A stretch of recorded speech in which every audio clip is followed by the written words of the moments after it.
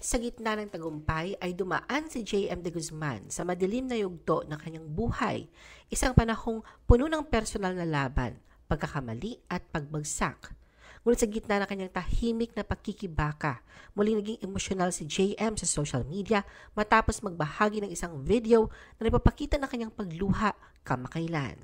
The Philippine Showbiz List presents J.M. de Guzman's Mental Health Journey. J.M. revealed he went to rehab. Matapos ang higit isang taon na pananahimik, muling nasilayan ng publiko si J.M. de Guzman noong 2014. Sa kabila ng lahat, siya ay unti-unting bumabalik, hindi lang sa harap ng kamera, kundi sa kanyang tunay na sarili. Ang biglaang pagkawala ni J.M. sa mundo ng showbiz noon ay naging usap-usapan sa industriya ang kanyang ginagalawan. Marami ang nagtanong at nag-alala sa kanyang kalagayan, lalo na sa kasagsagan ng kanyang kasikatan nang siya ay unti-unting lumayo sa mata ng publiko. Mula sa sunod-sunod na teleserye, pelikula at proyekto, bigla na lamang siyang nawala. Isa sa mga pinaka-inaabangang proyekto na hindi niya natuloy ay ang pagganap bilang si San Pedro Calungsod sa isang biopic. Ayon sa mga ulat, mismo ang kanyang ama ang nagpasya na alisin siya sa proyekto. Isang desisyong pinanday na mas mabigat pang dahilan, ang pagkakalulong ni J.M. sa ipinagbabawal na gamot.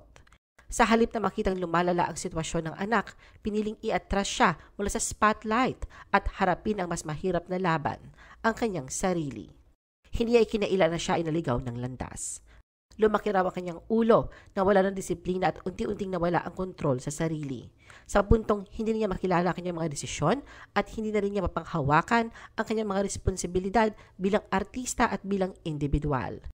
Nagpa siya si J.M. sa tulong ng kanyang pamilya na harapin ang kanyang sitwasyon. Hindi naging madali ang hakbang na ito. Ayon sa kanyang salaysay, inabot ng ilang buwan bago siya tuluyang nadala sa rehabilitation center. Sa una ay inamin niyang siya mismo ang nagbukas ng usapan sa kanyang lolo na nooy buhay pa na kailangan na siyang ipasok sa rehab. Ngunit sa kalaunan, matapos mapansin ng pamilya ang lalim na kanyang problema, ay agad siyang isinailalim sa proseso ng detoxification at isinama sa isang structured rehabilitation program. Sa loob ng halos 10 buwan, namuhay si J.M. isang masidhing disiplina at maayos na sistema sa loob ng rehabilitation facility. Sa bawat araw na lumilipas, isa-isa niyang tinanggap ang katotohanang hindi na niya kayang kontrolin ang sarili ng mag-isa. Sa halip na karangyaan, katahimikan at simpleng buhay ang naging kasama niya. Sa simpleng gawain tulad ng pagwawalis, paghahanda ng pagkain at pagdalo sa mga group sessions, unti-unti siyang nabuksan sa mga aral ng papapakumbaba at muling pagtanggap sa sariling kahinaan. Hindi may kakailan ang malaking epekto ng karanasang ito sa kabuuang pananaw ni J.M. Sa kanyang pagbabalik noon sa real-world setting, bitbit niya ang malalim na pagmumuni-muni at pagnanais sa mabigyan ng ikalawang pagkakataon.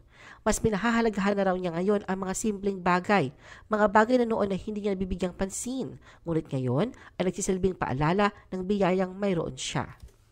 Ayon pa kay J.M., wala raw kinalaman ang kanyang dating kasintahang si Jessie Mendiola sa naging pagkakalulong niya sa bisyo. Ang lahat ng kanyang naging desisyon ay sarili niyang pasya na siya naging sanhiri ng kanilang paghihiwalay. Bagamat marami ang bumabatikos, mas marami pa rin ang umaasang magpapatuloy si J.M. sa landas ng pagaling at pagbangon. J.M. reflected on his drug relapse and emotional struggles. Noong huling bahagi ng 2014, muling sumabak sa mundo ng showbiz si J.M. matapos ang mahigit isang taong pagkawala at patagumpay na pagtatapos ng kanyang rehabilitasyon. Kasabay nito ay sinubukan din niyang ayusin muli ang kanyang relasyon kay Jessie. Subalit tumagal lamang ito ng 5 buwan bago muling nauwi sa hiwalayan. Isang issue ang lumutang noong 2015 na masangkot si J.M. sa kontrobersya sa pelikulang Walang Forever, isang kalahok sa Metro Manila Film Festival. Ayon sa mga ulat, nagkaroon siya ng hindi magandang asal sa set ng pelikula kaya't pinalitan siya ni Jericho Rosales. Habang patuloy mga balitang lumalabas tungkol sa kanya, naging mas mapansin ang mga hindi pangkaraniwang mensaheng inilathala niya sa kanyang Instagram account. Sa gitna ng mga cryptic post, kinilala ni J.M. dumarana siya ng matinding anxiety, depression at bipolar disorder. Mga isyong matagal niyang kinakaharap sa likod ng kamera. Noong August 17, 2020, ibinahagi ni J.M. sa Instagram ang isang personal na karanasan ukol sa kanyang mental health. Sa video na kanyang in-upload, makikita siyang gumagamit ng malamig na tuwalya na isinasawsaw sa yelo at tubig upang pakalmahin ang sarili matapos maranasan ng isang panic attack. Naganap ito sa kalagitnaan ng madaling araw habang nasa gitna siya ng pagtulog, isang karaniwang oras para sa kanyang kondisyon, lalo na noong quarantine. Ayon sa kanya, tumitindi ang emosyon, bumibilis ang tibok ng puso at nararamdaman niyang nawawala ang kontrol sa sarili. Ginagamit niya ang yelo upang maibalik ang pakiramdam sa kanyang katawan at mabawasan ang takot. Ibinahagi rin niya ang ilang tips tulad ng paghinga ng malalim, pagdarasal at paghingi ng pag-unawa mula sa mga nasa paligid. Ang post ay tumanggap ng suporta mula sa kanyang mga kaibigan sa showbiz. Samantala, 3 taon matapos ang kanyang ikalawang rehabilitasyon para sa pagkalulong sa droga, muling nagbahagi si JM ng kanyang pinagdaanan noong August 25, 2021 sa kanyang social media account. Dito inalala niya ang madilim na yugto noong siya in-intervene ng kanyang pamilya matapos siyang mag-relapse noong 2016. Ayon sa kanya, mula sa pagiging matagumpay na aktor, bigla siyang binalot ng kalituhan, sakit at galit sa sarili. Naisalaysay din niya ang karanasan ng pagdadala sa kanya sa isang pasilidad habang siya ay wala sa kanyang sariling wisyo, isang karanasang hindi madaling kalimutan. Ang muling pagpasok sa rehab ay nagbigay ng 2 taong tahimik na panahon para sa kanyang pagbawi. Sa panahong yon, unti-unti niyang hinarap ang mga trauma na nakaraan, kabilang na naranasang bullying sa murang edad na naging ugat ng pagkawala ng kanyang tiwala sa sarili. Ipinahayag niyang nagsimula siyang gumamit ng pinagbabawal na gamot noong 18 years old pa lamang siya at inakala niyang ito ang magiging susi para sa kanyang lakas bilang aktor at individual. Kasabay na kanyang pagbabalik noon sa primetime TV sa seryeng Init sa Magdamag, sinimulan niyang muling buuin ang kanyang sarili. JM attributed his improved mental health to a lifestyle change. Noong October 2021, ibinahagi ni JM ang isang makabuluhang tagumpay sa kanyang personal na buhay. Ang halos 2 buwang pagiging malaya mula sa panic at anxiety attacks.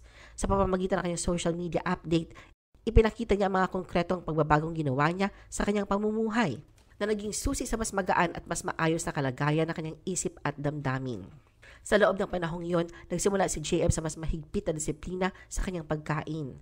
Pinili niyang sumailalim sa intermittent fasting, kung saan nagtatakda ng mga oras ng pagkain at pag-aayuno. Sa kanyang kaso, isinagawa niya ito sa loob ng 16 hanggang 18 hours na hindi kumakain at may limitadong oras lamang sa pagkain. Hindi basta-basta ang kinakain niya, malinis, masustansya at may sapat lamang na calories. Bukod dito, iniwasan na rin niya ang pag-inom ng alak at kung sakali mang may okasyon, 2 baso lamang ang kanyang limitasyon. Isinama rin ni JM sa kanyang bagong lifestyle ang regular exercise, partikular ang pagtakbo ng 5 kilometers halos araw-araw.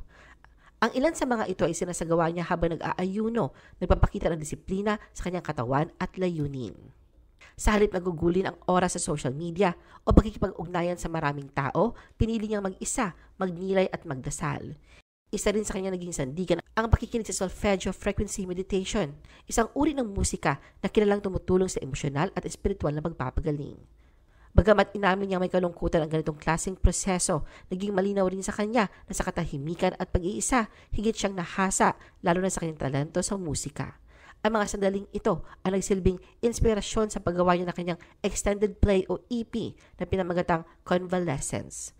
Ayon sa kanya, ang proyektong ito ay bunga ng kanyang proseso ng pagaling mula sa kanyang mga karanasan, damdamin at pagmumuni-muni na isinalin niya sa mga awitin at titik. Bilang karagdagan sa mental health benefits, hindi rin niya ikinaila ang positibong epekto ng kanyang pagbabago sa kanyang pangangatawan. Bumaba ang kanyang timbang at body fat na naging bonus na resulta ng kanyang pagsusumikap. JM's tearful post sparked an outpouring of support. Noong March 2024 sa isang panayam, inamin ni JM na patuloy pa rin siya nakikipaglaban sa anxiety at depresyon. Bilang support system ni JM, nandyan ever since ang malasakit na kanyang pamilya. Nagdudulot din sa kanya ng inspirasyon ang girlfriend na si Donalyn Bartolome. Meron din siyang psychiatrist at counselor. Kung sa gitna ng kanyang tahimik na pakikibaka, muli naging emotional si JM sa social media matapos magbahagi ng isang video na nagpapakita ng kanyang pagluha. Walang paliwanag na direktang ibinigay, ngunit ang damdamin ay malinaw na inilahad sa pamamagitan ng kanyang kilos, isang tahimik na pag-amin ng pagod at sakit na hindi kayang ilarawan ng salita. Kasama ng video isang verse mula sa isang sikat na worship anthem ang kanyang inilakip. Para sa mga followers na pamilyar sa pinagdaanan ni JM sa mental health, mabilis na nauunawaan ang lalim ng mensahe. Hindi ito dramatikong pagtatanghal, kundi isang taimtim na panalangin mula sa isang taong pilit bumabangon. Marami ang agad nagpaabot ng suporta, kabilang sa mga nagkomento ng pagmamahal at lakas ay sina Vina Morales, Jason Abalos at Fifth Solomon. Nagpahayag din ang kanyang mga fans na kanilang pakikiisa na nagsilbing paalala na hindi siya nag-iisa sa laban.